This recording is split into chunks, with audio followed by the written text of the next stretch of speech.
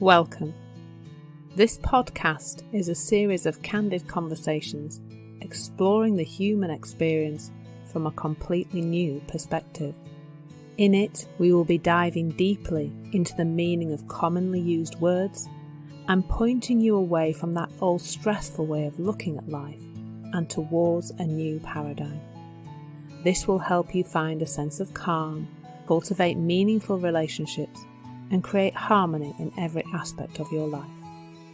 Here is Navigating Life with Ease with Michaela, Ellis and Clare, Downham.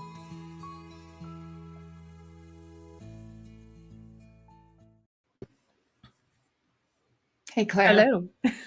we always wait for each other to say hello and then end up saying it at the same time. I find myself swaying to our intro music, as it's playing. Yes, That's right. It's quite cute. It's quite a sweet little tune, isn't it? It's really nice. It How are is you indeed. anyway? Yeah, I'm well. I am. Good. I'm really good. Good. How about you? Yeah, really good, actually. Yeah, Yeah? excited about lots of things at the moment. So Nice. But nice. Mostly I'm very excited about a word that you might have for me, I think. You are. Well, yeah, this is word that it's been on my mind for a while. So I am excited to explore it with you. And the word is death. Ooh. It's really funny, isn't it? Because my immediate response to that was a heaviness that I felt in my body, like straight away. Because there is a lot of heaviness around that topic. And maybe I'd like to start by just saying that we understand that, if somebody close to you has passed from this mortal coil, as it were, recently, that we send you a lot of love and hope that this is helpful. It's not something I think about much, I'll be honest with you. It's quite an interesting word for me to consider because I don't think about it much, but I did used to have a massive fear of death, like almost crippling, actually. Initially about myself, but then when I had children, it kind of transferred to them a bit. And I did a little bit of poking around in the past to try and resolve whatever it was, and did some journey work, like Brandon Bay's journey work, which is kind of like a regression type thing. And the thing that came up from my memory was the fact that when my grandma died, it was the only time I ever saw my dad cry in my entire life. Never seen him cry before or afterwards. That was it was like he fell to pieces in front of me. And I think that created a massive fear around, my dad's this strong, powerful, strong man who never cries. He never cries because he was that generation of men who never cried. And this thing, this event, this death has, it's finished him off almost. He was just, shattered by it and really emotional, having never, as I say, not before or afterwards would he ever show that level of emotion. But I don't really know what I think about it at all now. I just don't think about it. I guess the odd thought pops in. My mum's 80 now, and my dad died in the last few years. 2018, my dad died. So I guess it feels closer than it did. I think when the generation above you begins to go, you start to think about your own mortality a little bit, don't you? But I guess what I would say about it is that I'm too busy living now and enjoying now and doing my life now for it to overly pop into my head. So I don't have massive amounts of thinking about it. I guess other than this is part of the journey. And maybe we become quite attached to people. Whereas, this life, this current life in this body has a finite, length of time to it. So yeah, and to me, enjoy what is now and enjoy the present moment as much as possible, and do what you can in the present moment, and do look after, like for me, looking after this fleshy thing that I have to live in, meat suit, as some people like, that makes a lot of sense, but otherwise there's not much we can do about it, or we can't control it, can we? Which might be a bit scary for some of our listeners. I know not controlling things used to seem very scary to me. So yeah, so not a massively brilliant start for 10. So I'm going to bat it back to you now. Off you go. On my shaky start, you can build something that hopefully won't fall down. No, that was actually good, because I bet you there's a lot of people that really don't think about it much, and there may be some who do. Yeah. Well, I kind of see that our experience with death has a lot to do with our experience of life. Like, the clearer we are about what's true, about what we really are, like seeing that there's nothing that's not energy, and that the energy that's animating our physical body or meat suit lives on. And one of the great confusions is in this understanding of, that we are energy, that we are an expression of this infinite intelligence that is basically life, if you want to call it that, what creates life. But that's not typically what we've been taught to be in relationship with.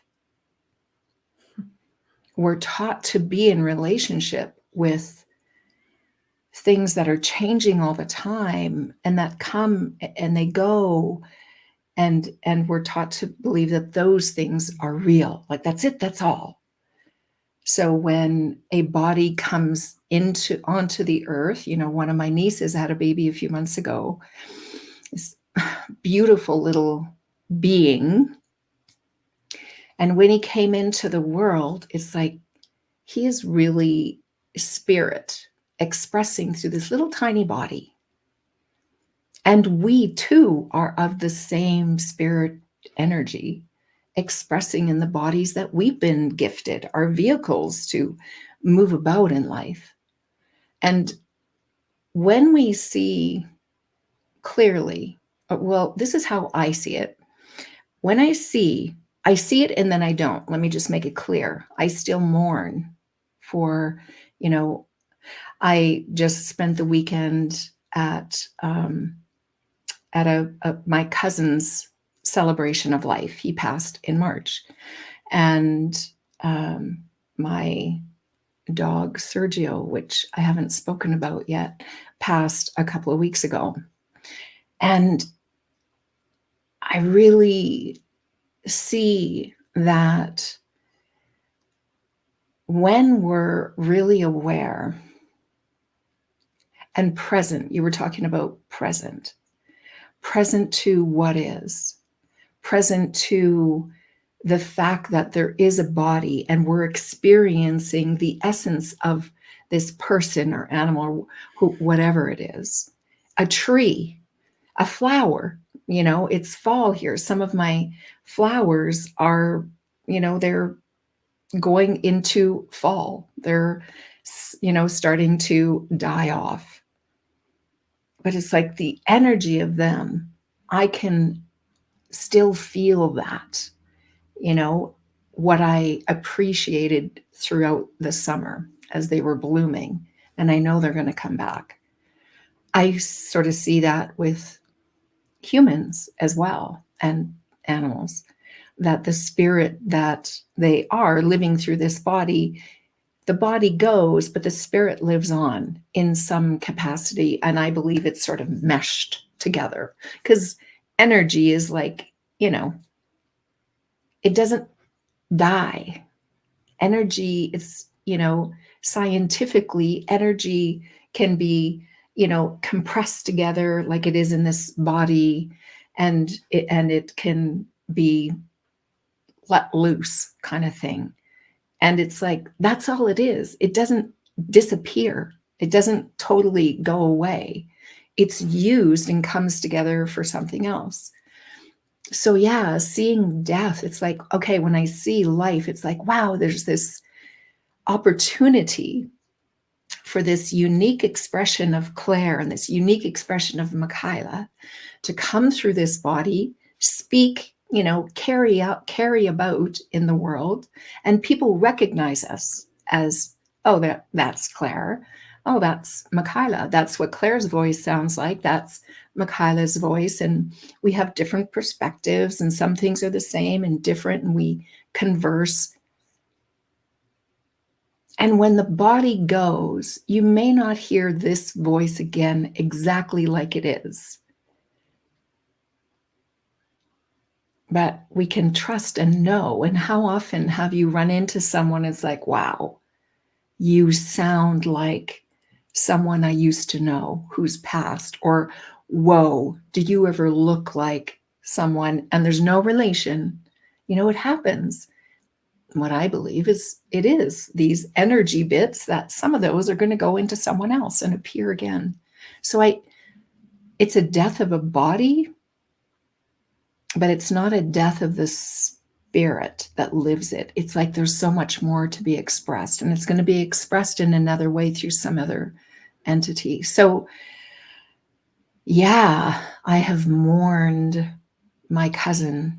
I have mourned my Sergio. But it's more the absence of them. Like it's the memory. It's like, they used to be here. And when they were here, this was the feeling. I can feel them. And then it's like, oh, but they're not there. And then it like, sort of cracks it. And then you feel the absence.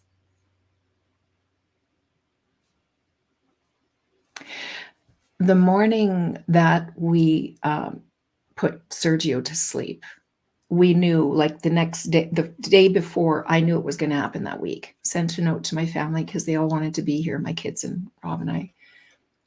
And I said, it's going to happen this week. Keep your evenings open. And then the next morning, it's like, oh, it's tonight, just in how he was presenting. And I had a shower that morning, and it's like I got reminded of him, his spirit. And I sent it a message, a text to my family, and just said, oh my gosh, remember what he is and what we all are. And when you look at him, don't see his broken down body, because the spirit that he is still fully alive and full. It's just the body is not able to express him anymore in the way. So it's like, let's free that spirit, right? So it's just like this, his spirit is going to live on. It just kind of changed things. And they said that it did help. It did help to know that he's going to go on. He's going to express. I have no idea how that looks. If I can come back after my body's, gone, if I can come back and somehow get the message out, hey, this is what happens. You don't have to be afraid of death. You can be happy for, the spirits that are released from their physical body, and they go on to express even more. Like, I'll do that. So yeah, I'm just seeing it, and it's like, wow, when we can see what life is, it makes death seem not as harsh and hard as we sometimes just make it out to be. Not that we're not going to miss that person. Because there's something about reaching out and touching someone. There's something about that just, it's irreplaceable, really. But there is comfort for me in this understanding about, what we really are here, what life is, what death means. Yeah. That sparked anything. I guess I love what you're saying about the essence of who we really are, and that goes on. The thing of one spirit having 8 billion human experiences, and some tree experiences and flower experiences and all those things. And I think maybe that all of our suffering is caused when we forget that.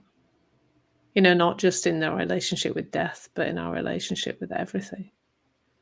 When we forget that we're infinite, when we forget that we're universal intelligence and consciousness and all those things, and love and peace and wisdom, that's when all our suffering occurs, doesn't it? Yeah. Because we've forgotten. And we forget all the time, It's not, I don't think we'll ever be in the place of remembering it all the time. But I think if we can keep looking in that direction and keep exploring in that direction and get a sense of this, I don't know, this superpower that's within us, that is who we really are. We identify so much, like you said, when you said we identify with these temporary things. We identify with not just this temporary body, but all the other temporary shizzle that goes through us, all the thoughts and the emotions and the behaviors, and we do the same with other people. We identify with that as being them, all the temporary passing things. But what's always been there? What's always been there, kind of watching all of that, observing, being aware of all that going on. I've been in this exploration of Salvador Poe's book, Liberation Is, and he talks about awareness, really. He says, I equals aware. What is, all the way through the book, he just keeps saying what has been there all the time. Not your thoughts, not your body, actually, because how long does it take for your entire cell system to completely change and become a complete? I'm not in the same body that I was however much time ago. I don't know how 7 years. Yeah, it's 7 not. years, It's not yeah. long, really. Yeah, that we completely change, and there's no cell left behind. There aren't any. And yeah, I think this is my, and some of the lines that are appearing, they weren't here not so long since, So all of this is, and I was just showing a bit of a patch of patch of white hair under here with Michaela just before we started. Like, that wasn't there not so long since. So this can't be who I am. This can't be who I am, because it's changed. And it's like seeing, right, so we're not the body, we're not the thoughts, we're not the emotions, we're not the behavior. Neither is anybody else, which is also helpful. So what's left? What's been that consistent thread through our entire life? And I think it is awareness. It is this universal, and this energy that's just been there all the time. On one of the calls when I'm on this book group for this book, and somebody said something about, they thought they would be a different person when they grew up, and they're not. They know some more things, but actually the way they see everything is, that sense of that something, that bit that's consistent hasn't changed. It's always been there. And yet we so identified with the transient bit, trying to fix the transient bit, trying to fix everybody else's transient bit, trying to fix this transient bit, the body, like, how much energy are we spending on that. So much energy, tiring ourselves out all the time, I think. Yeah, that's Indeed. a great topic, because it's the same as every other topic in a way, isn't it? That it's, what are we identifying with? Yes. Yes. Thank you. It's a good word. Thank you too.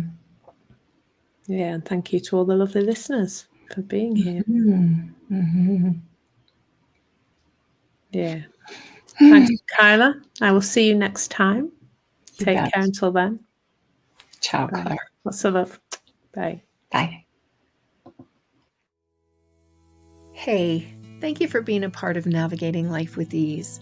We'd love to hear your feedback and receive a review on your favorite podcast platform. This will help others who'd also like more ease in their life to find us. We're here to support you, so if you've any words you'd like us to explore, or you've a question, please reach out to us at navigatinglifewithease@gmail.com. Again, thanks for listening, and stay tuned for more episodes of Navigating Life with Ease.